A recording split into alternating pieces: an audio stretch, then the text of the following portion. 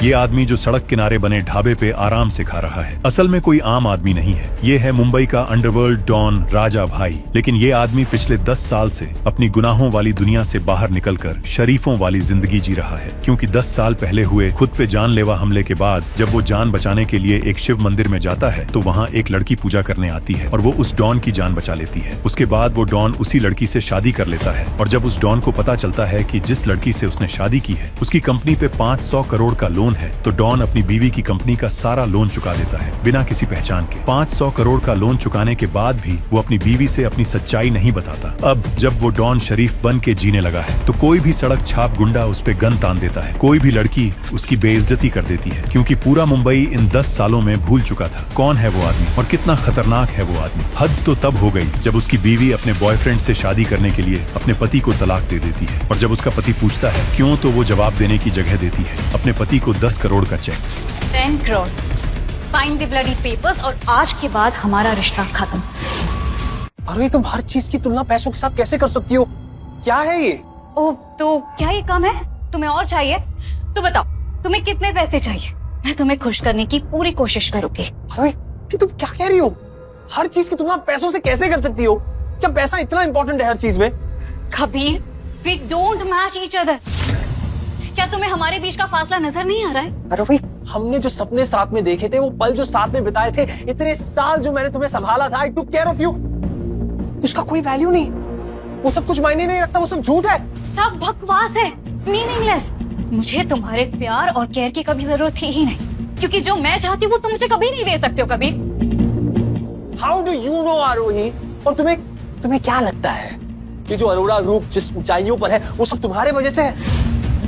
ये जो कुछ भी तुम्हें मिला है ना, ये भी हमारी देन है।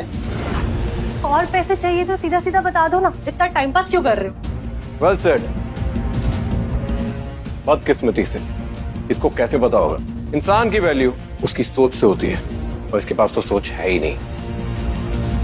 और आरो, ये वही घड़ी है जो तुम्हें लास्ट डेट पे पसंद आई थी। It's for 7 lakhs।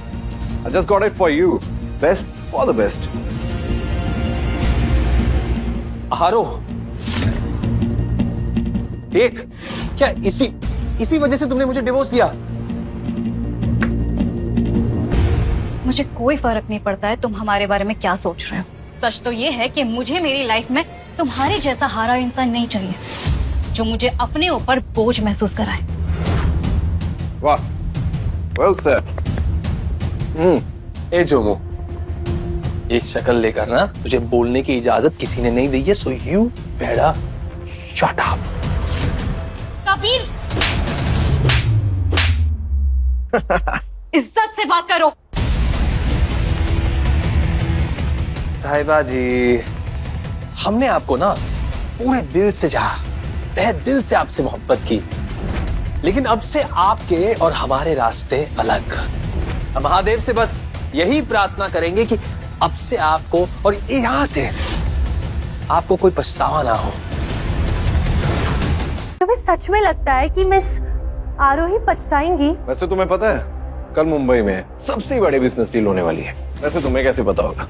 तुम तो आरोही के पीछे कुत्तों की तरह दुमदमा के भागते फिरोगे। कोई नहीं, मैं बताता हूँ। राठौर ग्रुप एक खास इंसान शेट्टी जी इस ऑक्शन में आ रहे।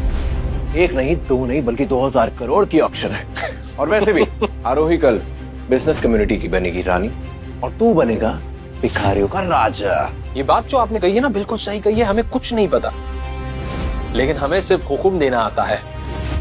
और रही बात राजा की, वो बात आपने बिल्कुल सही कही, हम राजा हैं। लोग कबीर, हमारे पास इतना टाइम नहीं है कि हम तुम्हारे ऊपर बेइज्जत करें। और मैं मुंबई का राजा हूँ, मैं डॉन हूँ और शेट्टी जी तुम्हारी बात मानेंगे। सीरियसली? फॉर योर इन्फॉर्मेशन, वो सिर्फ और सिर्फ हमारी बात सुनते हैं।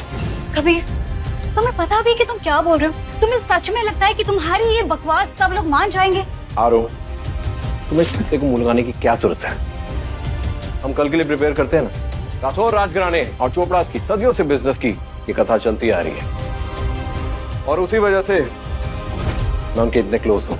और हाँ, शेट्टी जी तो मेरे मेन कनेक्शन है, राजा भाई के लिए है। कनेक्शन? सीरियसली? तुम चोपड़ा समझते क्या हो अपने आप को? हाँ, कनेक्शन, लिंक्स, तुम राठौड़ राजघराने के टुकड़ों पे पलने वाले कुत्ते हो। कबीर, इस सच से बात करो। साहिबा जी, कमाल करती हैं आप। मैं कहता हूँ काबिले तारीफ है। जब से यहाँ खड़े खड़े बड़ी बड़ी बातें किए जा रहे हो, सच तो ये है कि तुम एक कमजोर और बेकार आदमी हो। मेरी जिंदगी का सबसे बड़ा मजाक हो और तुम्हें डिवोर्स देना ना मेरी जिंदगी का सबसे बेस्ट डिसीजन होगा, जिस पर मैं कभी नहीं पछताऊंगी। Now get lost.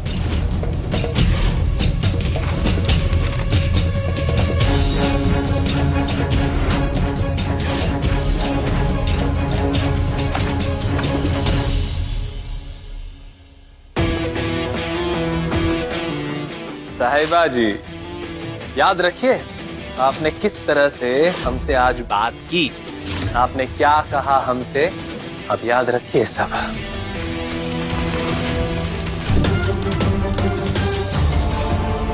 यहाँ क्या कर रहे हो तुम? ना तमाशा बनवाने आए हो? चुपचाप यहाँ से निकल जाओ, वरना सिक्योरिटी तुम्हें धक्के मारकर यहाँ से निकालेगी। इसको अंदर आने किसने दिया? लेकिन तुम छुप के आए हो ना यहाँ पे, पीछे के दरवाजे से। वैसे आरोही ने सही किया, तुम्हें डाइवोर्स देंगे, क्योंकि तुम एक नंबर के बदतमीज और जाहिल इंसान हो। तुम यहाँ आ ही गए हो जहाँ पे दुनिया जहान के बहुत बड़े लोग आए, और तुम भी यहाँ आ गए। तुम्हें पता तुम्हारे साथ क्या होगा? तुम्हारी टांगे तोड़ी जाएंगी, तुम्हें घसीटा जाएगा और तुम्हें लातें मारी जाएंगी, और तुमसे तुम्हारी जान की भीख मंगवाई जाएगी। अरे चोमू, चोमू, तेरा प्लान बड़ा अच्छा था, बहुत ही प्यारा, लेकिन जहां तक तूने अंदर जाने की बात कही है ना, जाके वरदराज से पूछ कि किसके कहने पर ये पार्टी ऑर्गेनाइज हुई है। क्या बात है, शेट्टी साहब का नाम ले रहे हो? ये तुम्हारी खोखली हिम्मत की दाद देनी पड़ेगी। अमेजिंग। आज की पार्टी में राठौड़ राजवंश के शेट्टी साहब ही नहीं, हम सबके बाप आ रहे हैं। राजा भाई, क्या हुआ?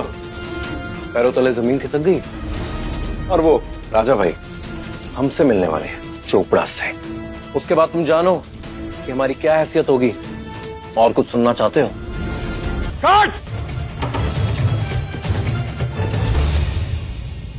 पहले तो इसकी टांगे तोड़ो, क्योंकि मैं देखना चाहता हूं इसकी हड्डियां कितनी मजबूत हैं, और मैं इसे ये दिखाना चाहता हूं जो हमसे पंगा लेता है उसके साथ क्या होता है।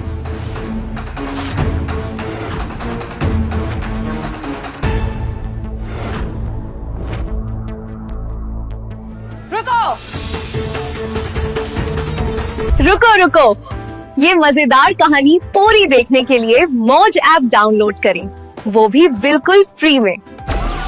डाउनलोड मौज।